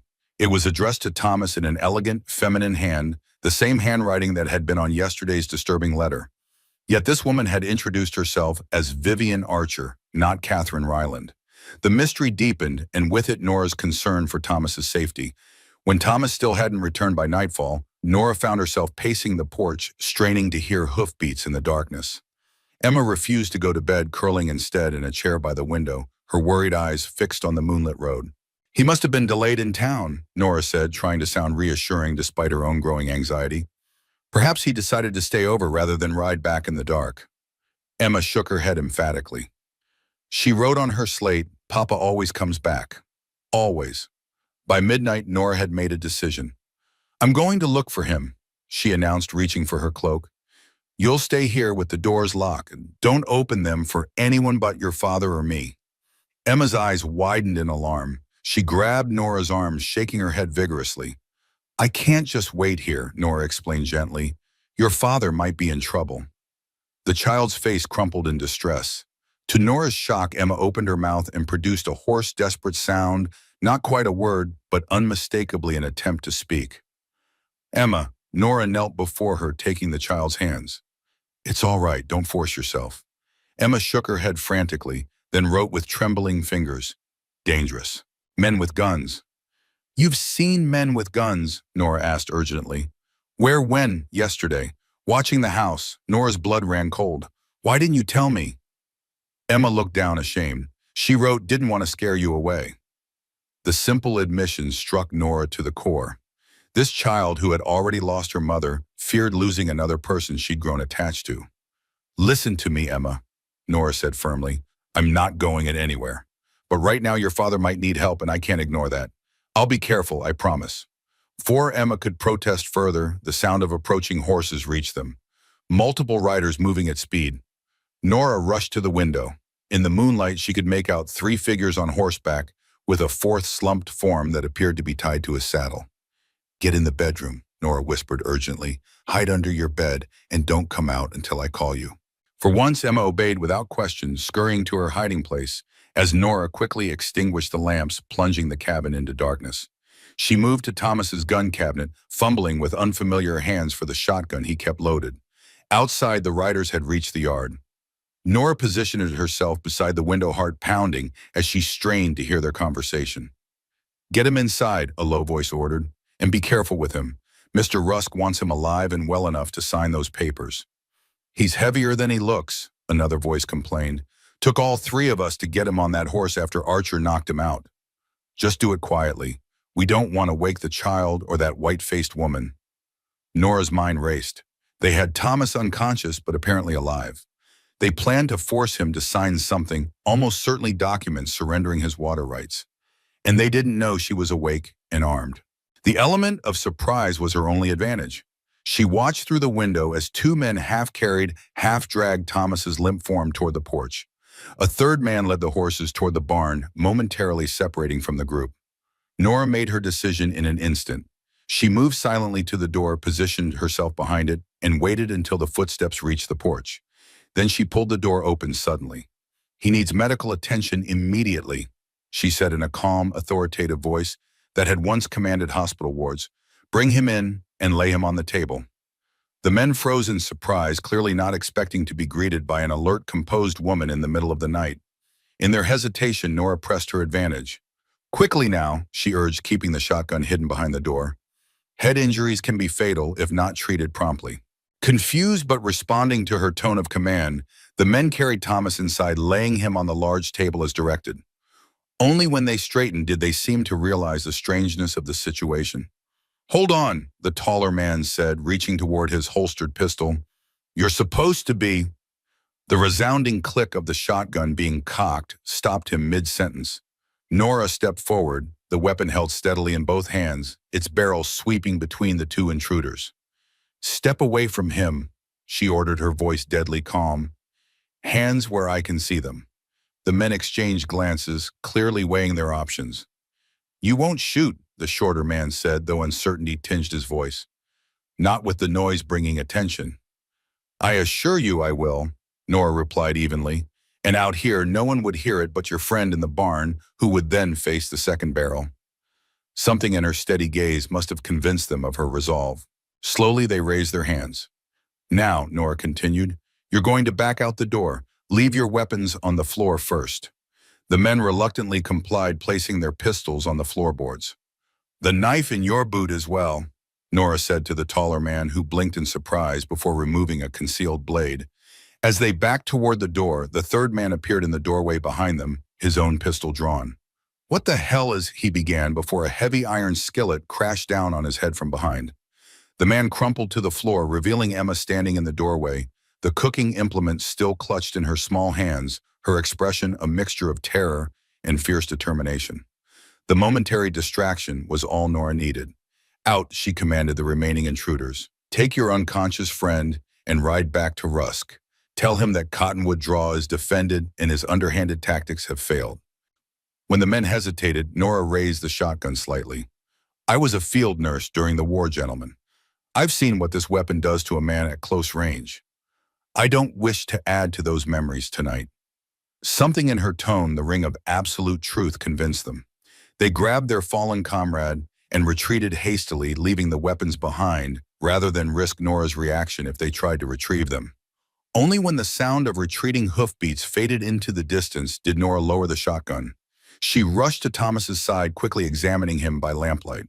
A large bruise was forming at his temple, but his breathing was steady and his pulse strong. Relief flooded through her as she determined that his unconsciousness appeared to be from a simple blow to the head rather than more serious injury. Emma approached cautiously, her eyes wide with concern, as she looked at her father's still form. "He'll be all right," Nora assured her, gently probing Thomas's skull for fractures. "He's received quite a knock to the head, but his pulse is strong and his breathing is normal." The child nodded, then astonished Nora by throwing her arms around her waist in a fierce hug. Nora felt a tremor run through the small body, not quite sobs, but the physical release of fear and tension. "You were very brave," Nora murmured, stroking Emma's hair. "That was quick thinking with the skillet." Emma pulled back and picked up her slate. "You were brave too." "I was terrified," Nora admitted with a small smile, "but sometimes we must act despite our fear." Together they tended to Thomas, applying cool compresses to his bruised temple and monitoring his breathing. Eventually, Emma fell asleep in a chair beside the table, her small hands still clutching her father's larger one. Nora kept vigil through the night, her mind turning over the events of the past 2 days. The mysterious letter signed by a dead woman. Vivian Archer's strange visit and veiled warnings. The men sent to abduct Thomas and force him to sign away his water rights. All of it connected somehow to Catherine Ryland's discoveries about water poisoning 2 years earlier, discoveries that had likely cost her her life. Dawn was breaking when Thomas finally stirred, groaning softly as consciousness returned. Nora was at his side, immediately supporting his head as he tried to sit up. "Easy," she cautioned. "You've taken a significant blow to the head." Thomas blinked in confusion, wincing at the light streaming through the windows. "Nora." His voice was rough with disuse. "What happened?" "Last thing I remember, I was leaving the sheriff's office in town." "You were attacked," Nora explained, offering him water. "3 men brought you here unconscious, apparently planning to force you to sign documents for Rusk." Thomas's expression darkened as memory returned. "Archer," he muttered. "He was waiting outside the sheriff's office. Said he had new information about—" He trailed off, glancing at Emma, who had awakened and was watching him with wearied, relieved eyes. "We can discuss it later," Nora said, understanding his reluctance to speak freely in front of his daughter. "The important thing is that you are safe now." Thomas looked around, taking in the weapons on the floor, the disarray of the room. "How did you—" "Miss Nora had a shotgun," Emma wrote on her slate, holding it up proudly, "and I hit a bad man with the skillet." Thomas stared at his daughter's written words, then at Nora, his expression a mixture of disbelief and grudging admiration. "You took on 3 armed men with a shotgun and a skillet." "We had the element of surprise," Nora said modestly, "and I might have exaggerated my willingness to use the shotgun." A ghost of a smile touched Thomas's lips. "Remind me never to play poker with you, Miss Blackwood." As Thomas recovered his strength throughout the morning, Nora filled him in on the details of Vivian Archer's visit and the envelope she delivered. Thomas listened grimly, his expression growing more troubled with each revelation. "I need to speak with you privately," he said when she'd finished. "Emma, why don't you go check on the chickens and gather any eggs?" The child hesitated, clearly reluctant to let her father out of her sight after the night's events. But after a reassuring nod from Nora, she went outside, casting worried glances over her shoulder as she went. When they were alone, Thomas's demeanor changed. The stoic rancher seemed to recede, leaving a haunted man in his place. "I wasn't completely honest with you about Catherine," he said without preamble. "About how she died." Nora nodded, unsurprised. "I know." Thomas's head jerked up, his eyes sharp despite his injury. "What do you mean you know?" "Emma showed me Catherine's journal," Nora admitted. "The one hidden beneath the floorboards. I know she suspected Rusk of poisoning the water and that she died immediately after finding evidence." Thomas's face went ashen. "Emma knows about this. How long has she—" He shook his head in disbelief. "All this time I've been trying to protect her from the truth, and she already knew." "Children observe more than we give them credit for," Nora said gently, "especially perceptive ones like Emma." Thomas passed a hand over his face. "Catherine wasn't just a nurse during the war. She worked with a specialized medical unit, investigating unusual deaths poisonings primarily. She had a talent for recognizing symptoms others missed. She corresponded with a Dr. Blackwood in St. Louis, Nora said carefully, about the aconite poisoning. Thomas looked at her sharply. Yes, some doctor who'd published research on plant toxins. He frowned, though I don't recall Catherine ever mentioning the doctor was a woman. Nora took a deep breath, knowing the moment of truth had arrived. She didn't need to mention it. I am Dr. Blackwood. The silence that followed her declaration was absolute. Thomas stared at her, confusion giving way to disbelief, then dawning comprehension. You're a doctor, he finally asked. An actual physician. Nora nodded. I received my medical degree from the Women's Medical College of Pennsylvania in 1870. I specialized in toxicology and served in military hospitals during the latter years of the war. But you introduced yourself as a bookkeeper and tutor. Because that's how the world sees me now. Nora explained, a hint of bitterness creeping into her voice. After the war, opportunities for female physicians dwindled. My condition, my appearance made it even more difficult. Patients were reluctant to be treated by someone who looked different. Eventually, I was relegated to laboratory work and correspondence consultations. She sighed, the weight of years of frustration evident in her posture. Your wife wrote to me about unusual deaths at nearby ranches. I confirmed her suspicions about aconite poisoning and warned her to be careful. I never heard from her again. Thomas absorbed this revelation with remarkable composure. And now you're here in the same place where she died, opposing the same man she was investigating. His eyes narrowed. That's quite a coincidence, Doctor. It is, Nora agreed, though not entirely. I came to Wyoming as a mail-order bride seeking a new beginning, not to investigate Catherine's death. I had no idea of the connection until yesterday. But now that you know, Nora met his gaze steadily. Now that I know, I can't ignore it. Catherine was murdered for discovering the truth about Rusk's poisoning of the water supply. If he gains control of the headgate through these legal maneuvers, what's to stop him from continuing his tactics on a larger scale? Thomas was silent for a long moment, studying her with new eyes, seeing not just the unusual woman who had come into his home, but the educated professional beneath the surface. Why are you telling me this now? He finally asked. Because secrets have already caused too much damage, Nora replied simply.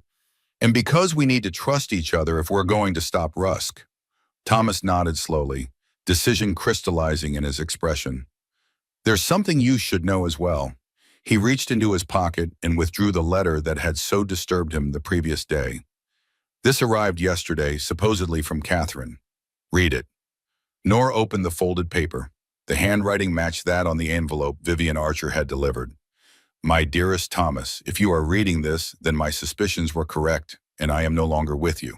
I could not tell you of my investigations while I live for fear of putting you and Emma in danger. But know that I have left evidence that may yet bring justice. The woman who delivers this letter can be trusted. She has been my confidant and has promised to complete what I began. Listen to her, Thomas, for Emma's sake and for mine. Forever yours, Catherine. Nora looked up, puzzled. When did you receive this? Yesterday morning. It was waiting at the post office when I checked our mail. Thomas's voice was tight with controlled emotion. I rode into town to confront the sheriff about it, to demand an investigation into Catherine's death. That's when Archer ambushed me. And the woman mentioned in the letter, the one who can be trusted. I assumed it was Vivian Archer, Thomas said grimly. She arrived in town recently claiming to be Archer's sister. She's been asking questions about Catherine, about our relationship. I thought perhaps she was a friend from Catherine's nursing days. He shook his head.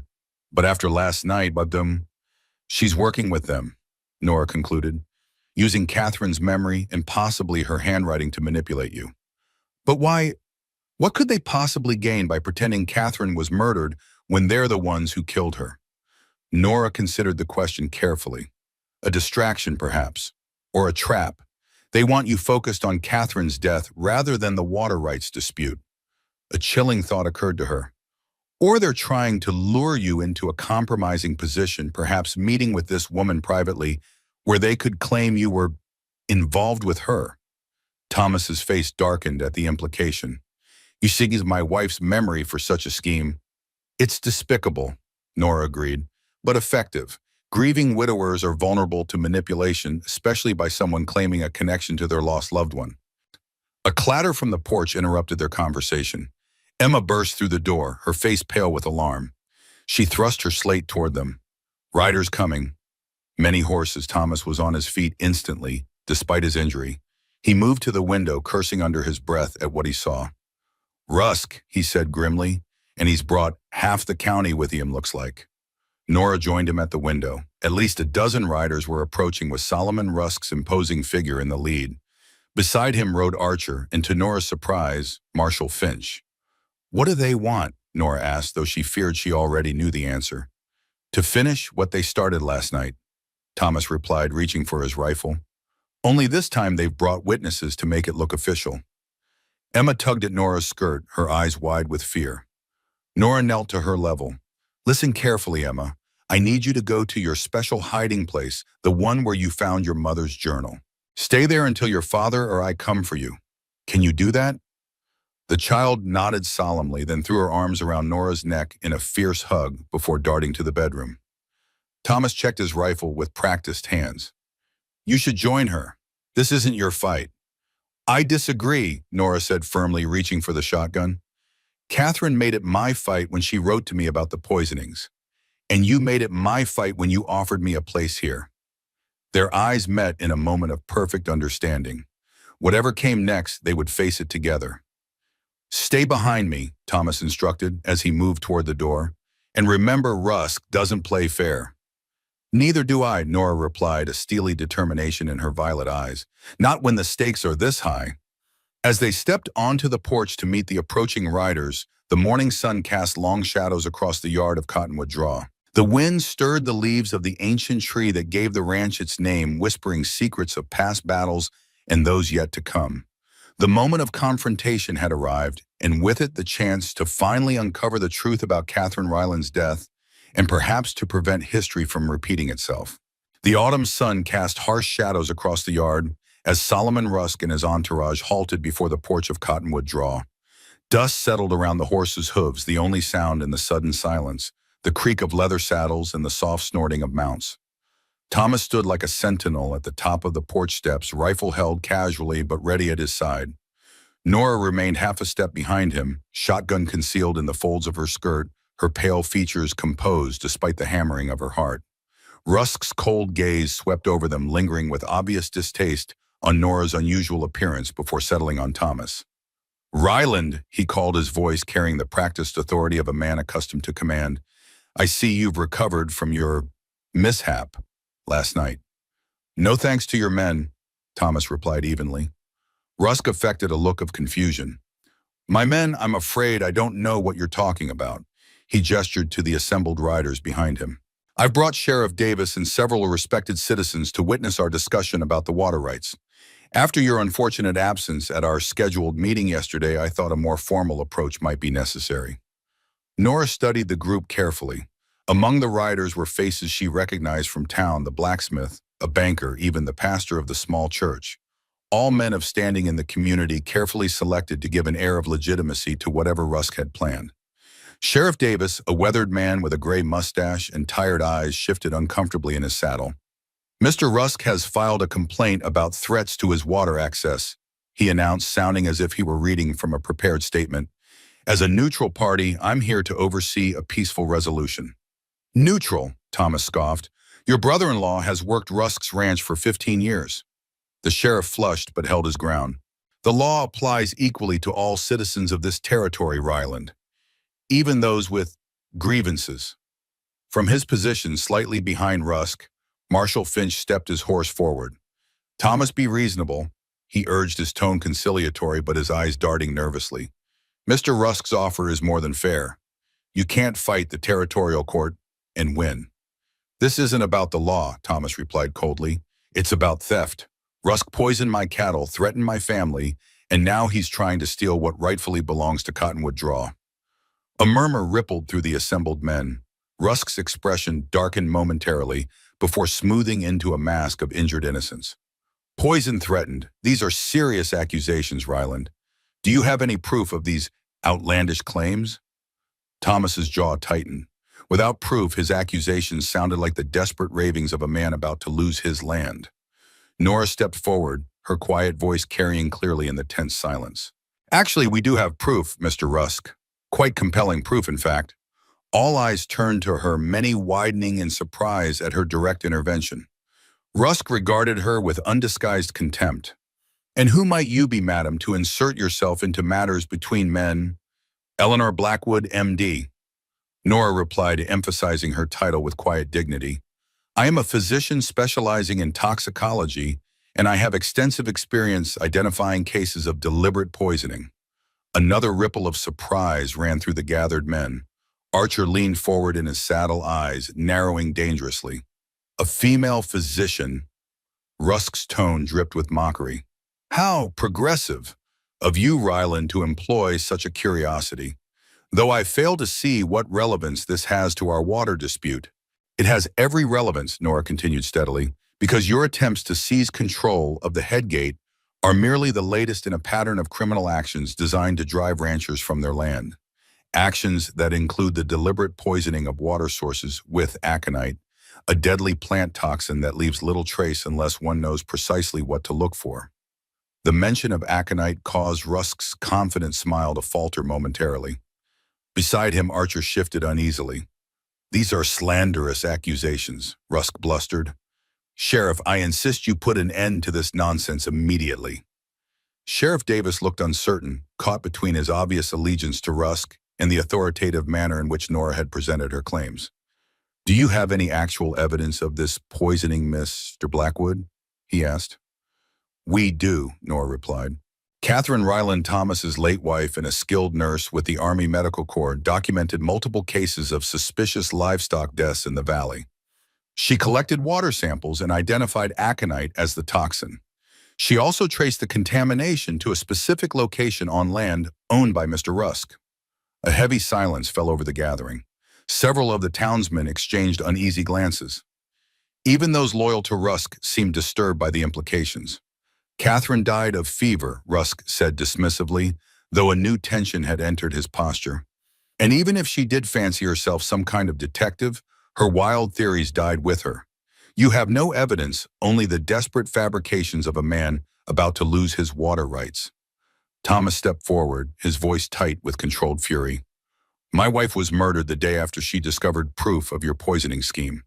The fever was too sudden, too violent. She was healthy at breakfast and dead by sunset. The accusation hung in the air like gun smoke. For a moment, no one moved or spoke. Then Archer laughed, breaking the tension. Murder first, poisoning, now murder. These accusations grow more fantastic by the minute. He turned to address the assembled witnesses. Gentlemen, we came here for a simple legal matter regarding water rights. Instead, we're treated to wild tales of conspiracy and murder from a grieving widower and his unusual employee. Several men nodded in agreement, clearly finding Archer's explanation more palatable than the disturbing alternative. Rusk seized the momentum. I've been patient, Ryland, but my patience has limits. I have legal documentation proving my rightful claim to the Headgate property. He nodded to Archer, who produced an official-looking document from his satchel. This court order signed by Judge Harrison and Laramie authorizes me to take possession immediately. Step aside or the sheriff will be forced to remove you. Sheriff Davis reluctantly reached for the papers, studying it with a show of official scrutiny before nodding. The document appears in order, Ryland. I'm afraid you'll need to comply. Thomas's knuckles whitened on his rifle. I will not. The standoff teetered on the edge of violence. Nora could sense the building tension, the hands hovering near holstered weapons. One wrong move and blood would stain the dusty yard of cottonwood draw. Then from the corner of her eye, Nora caught a flash of movement at the side of the house.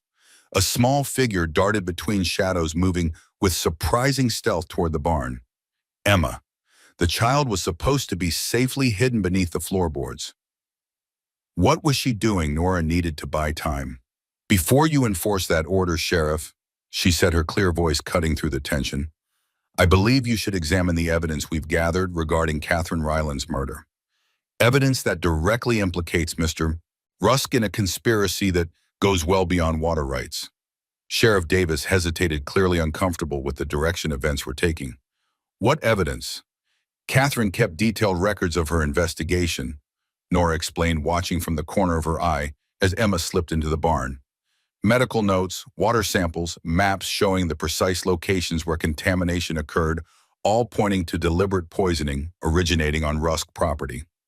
And conveniently, you're the only one who's seen these alleged records, Archer interjected smoothly. Not the only one, came a new voice from the edge of the gathering. All heads turned to see Roselia Vega approaching on horseback, her dark hair pulled back severely, her expression resolute.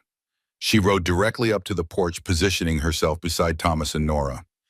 Catherine Ryland showed me her findings 2 days before she died, Roselia announced. She feared for her safety and wanted someone else to know what she'd discovered. Rusk's face darkened with barely controlled rage. The Mexican baker. This is your corroborating witness. Mrs. Vega is a respected business owner and a citizen of this community, Nora replied sharply, and she is not the only one who can verify our claims. From the barn, a commotion arose. Emma emerged pulling someone by the hand. A tall, slender figure in a dusty black coat followed the child into the sunlight. Nora's eyes widened in surprise. It was Andrew Rusk Solomon's son, the man who always wore a mask to cover his scarred face. But now the mask was gone, revealing the twisted flesh of severe burns covering the right side of his face and neck. A shocked murmur ran through the assembled men. Solomon Rusk went rigid in his saddle, his face draining of color at the sight of his disfigured son, standing defiantly beside Emma Ryland. Andrew, Rusk said, his voice suddenly hoarse, what are you doing here? Andrew's unblemished left side of his face remained impassive as he surveyed the gathering. I'm here to end this, Father. Today. He approached slowly, Emma still holding his hand with complete trust. When they reached the porch, the child finally released him to dart to Thomas's side. Andrew faced the gathered men, his scarred visage causing several to look away uncomfortably. My father has been poisoning water sources in this valley for years, he announced, his voice clear and steady. Not just to drive out competing ranchers, but to test the effectiveness of toxins he first encountered during the war. Solomon Rusk's face contorted with fury. Be silent, you ungrateful. I will not be silent any longer. Andrew interrupted, his damaged features giving his determination an almost terrible intensity.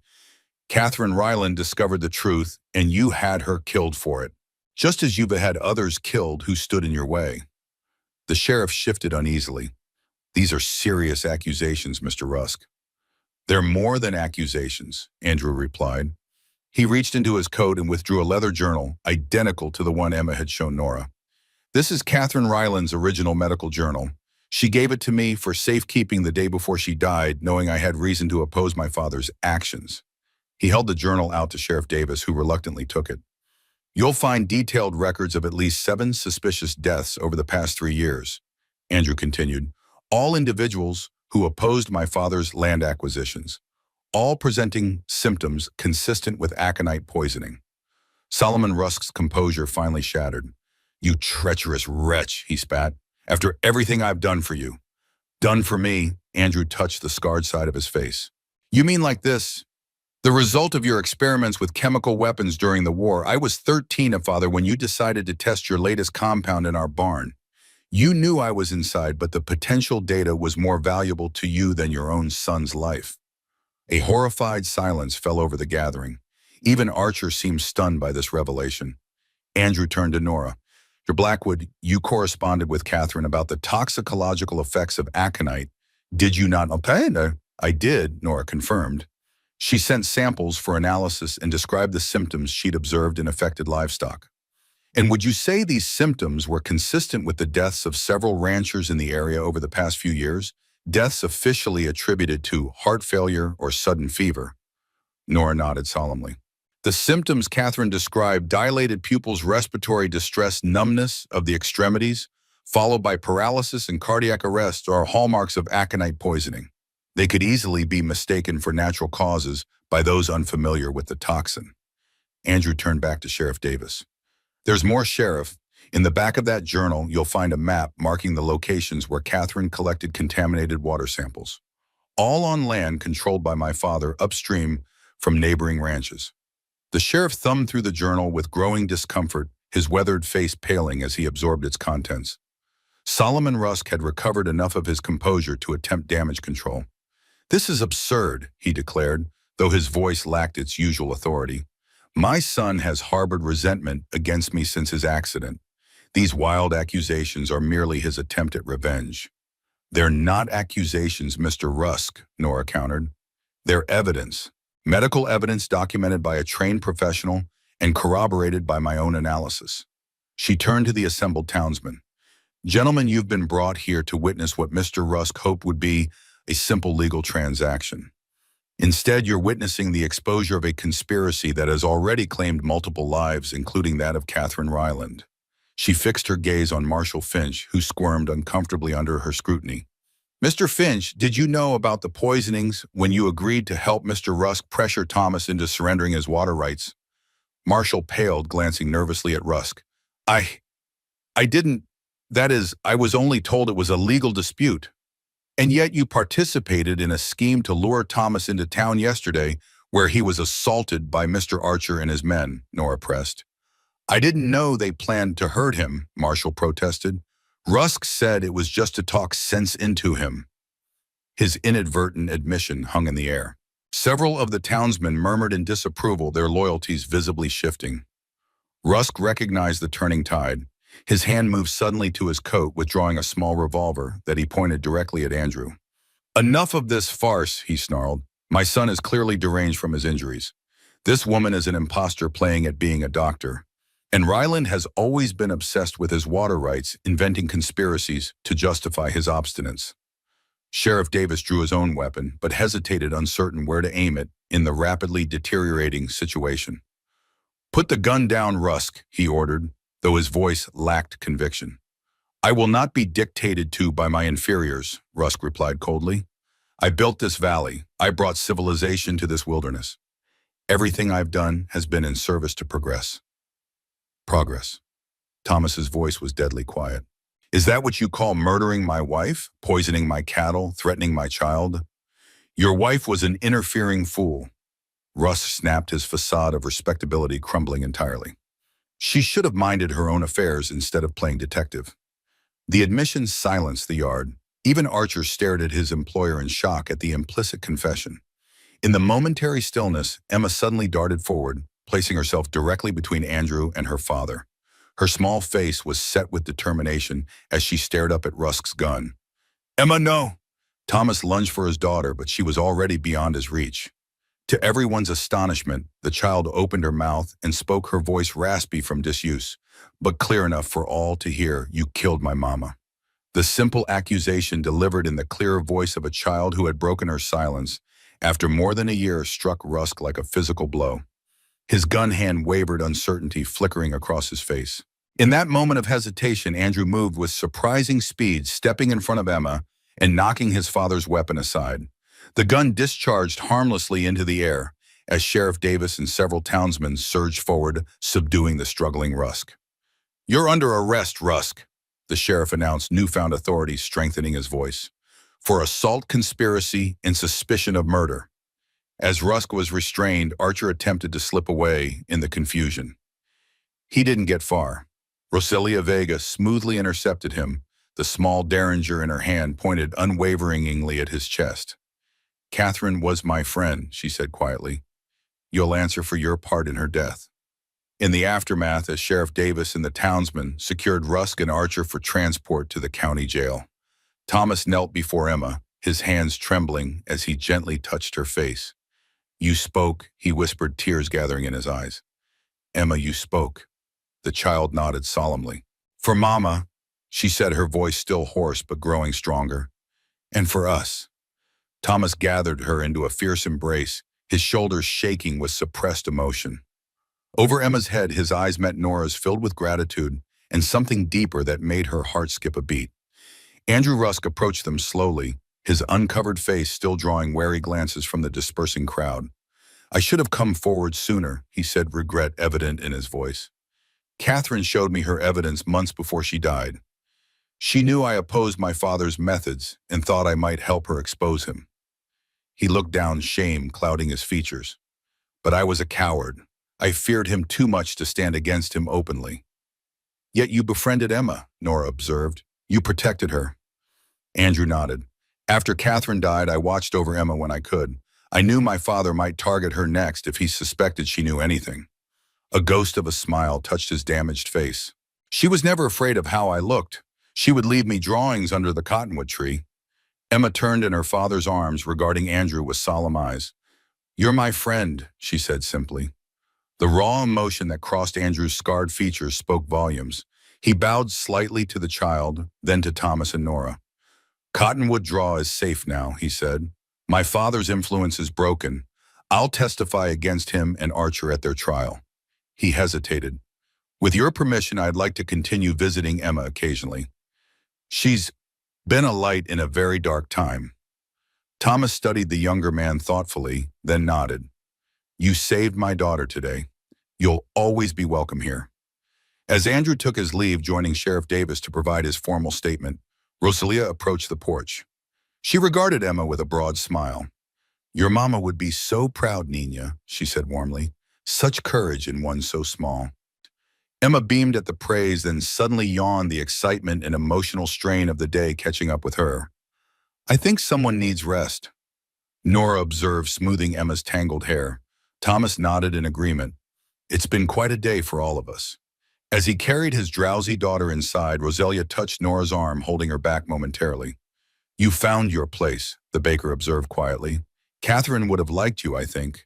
She also refused to be less than who she was, despite what others thought. The simple statement touched Nora deeply. Thank you, she replied, her voice thick with emotion. Rosalia's dark eyes twinkled. So, Doctor, will you be staying at Cottonwood Draw now that the drama is over? Or will you continue your journey westward? The question caught Nora by surprise. In the intensity of recent events, she hadn't considered what would come next. Her arrangement with Thomas had been temporary employment until she decided her next move. I haven't thought about it, she admitted. Rosalia's knowing smile suggested she saw more than Nora had realized. Perhaps you should. Good men are rare in this territory, especially ones who see beyond appearances. With that cryptic advice, she departed, leaving Nora standing thoughtfully on the porch.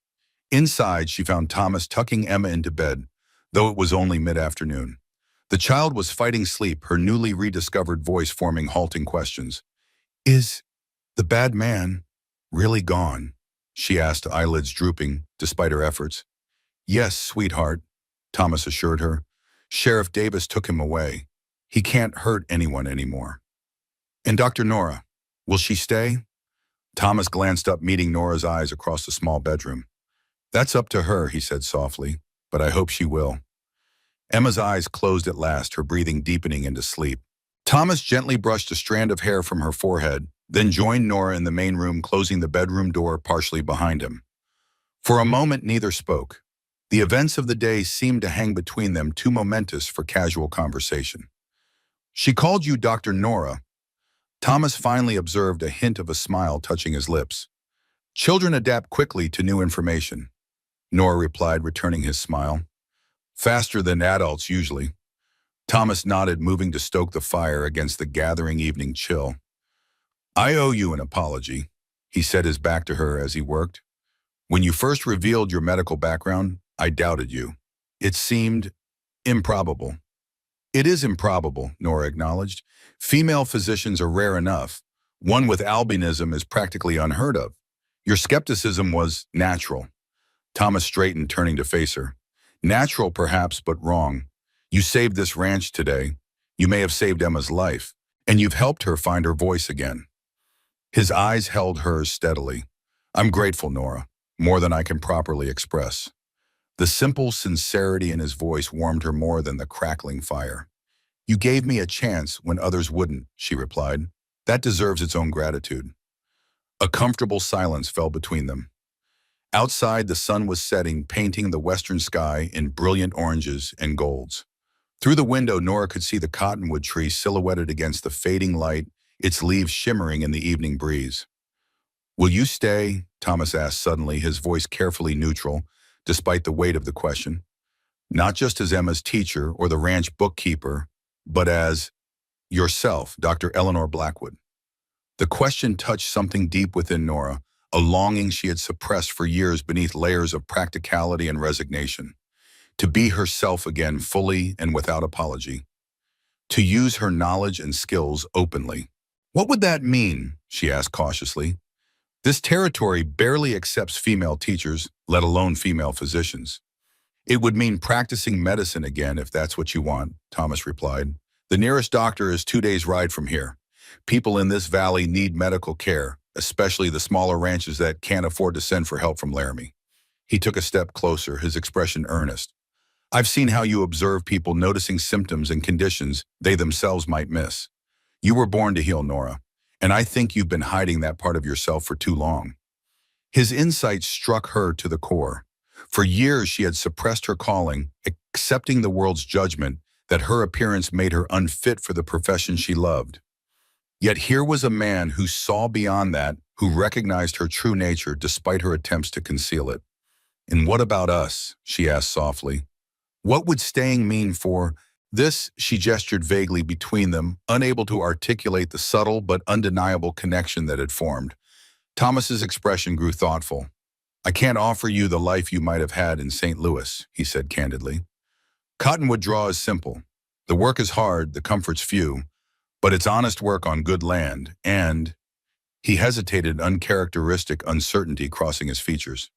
And I care for you, Nora, more than I expected to care for anyone again. The simple declaration, delivered without flourish or embellishment, touched her deeply. It was so like Thomas, straightforward and sincere without pretense or calculation. I'd like to stay, Nora admitted, her voice barely above a whisper. I've found something here I didn't know I was seeking. A place where I can be useful, where my differences don't define me entirely. Relief and something warmer brightened Thomas's eyes. He reached for her hand, his calloused fingers gentle as they enfolded hers. Then stay, he said simply. Be Dr. Blackwood again. Heal this valley as you've helped heal my daughter. Nora's heart swelled with an emotion she had nearly forgotten: hope. Not the cautious hope of mere survival or acceptance, but the profound hope of fulfillment and purpose. I will, she promised, returning the pressure of his hand, though I suspect it won't be easy. Change rarely is. Thomas's mouth quirked in a rare full smile. Nothing worthwhile ever is. Their conversation was interrupted by a small sound from the bedroom doorway. Emma stood there in her nightgown, rubbing sleep from her eyes. I had a dream, she announced, her newly recovered voice still raspy but growing stronger. About Mama. She was smiling. Thomas crossed the room in 2 strides, kneeling before his daughter. Was she now? That sounds like a good dream. Emma nodded solemnly. She was in a garden. She told me to be brave. The child's gaze shifted to Nora. And she said to tell the white lady thank you. Nora felt a chill that had nothing to do with the evening air. Thank you for what, Emma? For finding the truth, the child replied simply, and for taking care of us. Whether the dream was merely a child's imagination or something more mysterious, Nora couldn't say. But the message resonated with a truth she felt in her bones. She had found something at Cottonwood Draw she had long believed lost to her, not just purpose or acceptance, but belonging. A place where her knowledge was valued, her differences respected, and her heart understood. The weeks that followed brought many changes to the valley. Solomon Rusk and James Archer were transported to Laramie to await trial for murder conspiracy and numerous other charges. Andrew Rusk, testifying against his father, provided damning evidence of years of criminal activity. With Rusk's influence broken, many of his former associates scrambled to distance themselves. Marshall Finch, though not directly implicated in the poisonings, faced the community's distrust for his role in enabling Rusk's schemes. He eventually sold his store to a newcomer from Denver and departed for California. At Cottonwood Draw, life settled into a new rhythm. Thomas, with Andrew's help, repaired and reinforced the head gate, ensuring fair water distribution throughout the valley. Emma, her voice growing stronger, daily blossomed under Nora's continued tutelage, her natural intelligence finally finding full expression. And Nora herself underwent a transformation.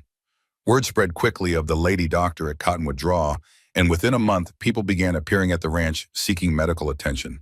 At first, they came furtively, still uncertain about a female physician, especially one with such unusual appearance. But as Nora's skill and compassion proved themselves, repeatedly hesitation gave way to trust. By early winter, Thomas had converted part of the barn into a proper examination room, complete with shelves for Nora's growing collection of medical supplies and reference books ordered from back east. Roselia Vega convinced several of the valley's women to organize a sewing circle that produced bandages, surgical towels, and other necessities for Nora's practice. On a crisp December morning with snow dusting the distant mountains and frost silvering the cottonwood's bare branches, Nora stood on the porch watching Emma draw water from the well. The child's cheerful chatter floated across the yard as she narrated an elaborate story to the patient milk cow. Thomas emerged from the barn, wiping his hands on a rag as he approached. "Got a letter from Sheriff Davis," he reported. "Judge has set Rusk's trial date for February. They want you to testify about the poisonings." Nora nodded unsurprised. "I'll need to prepare my evidence carefully. Toxicology can be difficult for a jury to understand." "You'll make them understand," Thomas said with simple confidence. He leaned against the porch rail beside her, their shoulders nearly touching. "You have a gift for explaining complex matters in plain terms." A comfortable silence fell between them as they watched Emma complete her chores with methodical care. The child had grown in the past months, not just in height but in confidence. Her voice nearly restored to what it must have been before her mother's death carried clearly in the cold air. "I received another letter today," Nora said after a moment, "from the Women's Medical College in Philadelphia. They've invited me to submit an article on aconite poisoning for their quarterly journal." Thomas's eyebrows rose. "That's quite an honor." "It is," Nora agreed. "I've been corresponding with several colleagues since I started practicing again. Many are interested in my findings about toxins in water supplies." She smiled slightly. "It seems my unusual circumstances have given me a unique perspective that others find valuable." "I could have told them that," Thomas said, a hint of pride in his voice.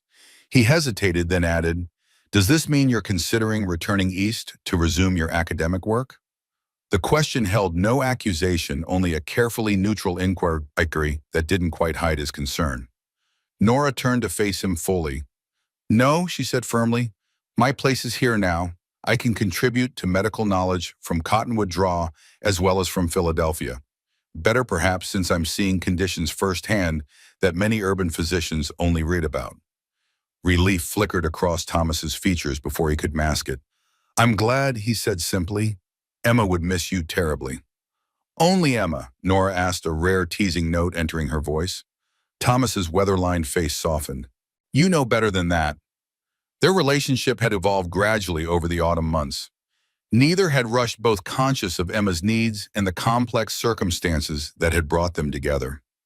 But the bond between them had deepened steadily, built on mutual respect, shared purpose, and a growing tenderness that needed no elaborate declarations. "I do know," Nora acknowledged softly. She reached for his hand, her pale fingers contrasting with his sun-browned skin. "I've found my home here, Thomas, with you and Emma, with this community that's finally beginning to accept me as I am." Thomas entwined his fingers with hers, the simple gesture conveying more than words could express. "Dr. Nora Papa," Emma's excited voice broke the moment as she ran toward the porch. "Riders coming, it's Mr. Andrew and Miss Roselia." Sure enough, two figures on horseback were approaching along the road from town. Andrew Rusk had become a frequent visitor at Cottonwood Draw, his friendship with Emma blossoming as he helped her tend the small garden she had started behind the house. Roselia, too, had become a regular presence, often bringing fresh bread and the latest town news. As they greeted their visitors, Nora was struck by how much had changed in just a few months. The frightened, silent child who had offered her water at the train station had found her voice. The guarded, grieving rancher who had offered her shelter had rediscovered hope. And she herself, the woman who had hidden her true identity behind tinted glasses and modest goals, had reclaimed her calling and her courage. That evening, after their guests had departed and Emma had been tucked into bed, with a new story, Thomas joined Nora on the porch. The night was clear and cold, stars scattered like diamond dust across the velvet sky. "I've been thinking," he said without preamble in his characteristic direct manner, "about the future." Nora turned from her contemplation of the stars. "What about it?" "Your practice is growing. You need more space than the barn can provide." He gestured toward the open land beyond the cottonwood tree. "I thought we might build a proper clinic there in the spring. Something with an examination room, a small surgery, maybe a recovery area for patients who can't travel home immediately." Nora blinked in surprise. "That's a significant undertaking." The valley needs it, Thomas replied simply, and you deserve a proper place to practice your medicine. The thoughtfulness of his proposal touched her deeply. Thank you, she said softly, for believing in me from the beginning, even when you didn't fully understand who or what I was. Thomas was silent for a moment, his gaze fixed on the distant mountains silvered by moonlight. I recognized something in you that first day, he finally said, a kind of determination. The same quality that kept me fighting for this land when others would have sold out to Rusk. He turned to her, his expression earnest in the moonlight. You don't give up, Nora. Not on yourself, not on others. It's what makes you a good doctor, and it's what makes you important to me. The simple declaration, so characteristic of Thomas's unadorned honesty, warmed Nora more thoroughly than any flowery speech could have done. There's something else I've been considering, as he continued, an uncharacteristic note of uncertainty entering his voice. Something more personal. Nora's heart quickened. Yes. Thomas reached into his pocket and withdrew a small object that caught the moonlight. A ring, simple but elegant, a band of silver set with a small pearl. It was my mother's, he explained, holding it between them. I thought, that is, if you would consider. He took a deep breath, collecting himself. Nora, would you do me the honor of becoming my wife, not as a mail-order bride or an employee, but as an equal partner in whatever life brings us?